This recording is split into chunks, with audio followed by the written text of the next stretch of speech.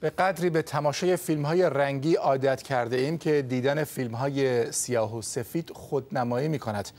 اما روزی هم برعکس بود. به تازگی قدیمی‌ترین فیلم رنگی جهان در یک موزه در شمال انگلستان پیدا شده.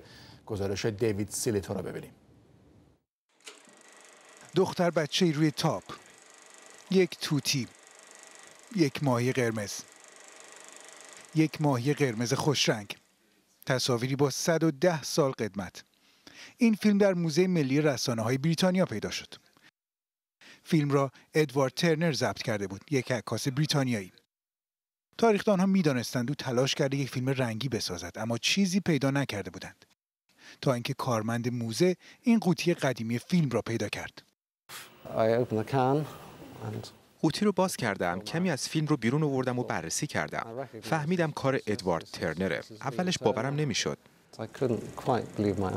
ترنر فیلم را ضبط کرده بود، اما پروژکتوری که بتواند آن را نمایش دهد هنوز ساخته نشده بود. او از دنیا رفت بدون اینکه طرحش را برای نمایش فیلم رنگی عملی کند. اما موزه ملی رسانه‌های بریتانیا این کار را کرد و نشان داد تئوری ترنر برای ساخت فیلم رنگی درست بوده.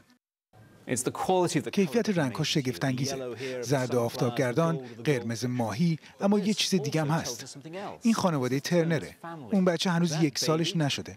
پس این فیلم احتمالاً سال 1901 یا 2 ضبط شده. یعنی اولین فیلم متحرک رنگی. اگر ترنر با گرفتن این فیلم‌ها پدر فیلم رنگی باشد، باید قدری در تاریخ فیلم تجدید نظر کرد. باید عمیق‌تر تاریخ سینما رو بررسی کنیم و ببینیم ابزارهای جدید بیان کی خلق شدن. چون مثلا افراد دیگری هم بودند که فیلم متحرک ساختند اما دستگاه نمایشون رو نداشتند. هرچه باشد این تصاویر روزنه‌ای به 110 سال پیش باز کرده. به روزی که مردی جوان در باغ کوچک خانه‌اش تاریخ فیلم را رقم زد. با انجام کاری که همه پدرها با دوربین جدیدشان می‌کنند، فیلمبرداری از بچه‌هایشان. David Sillito, BBC News.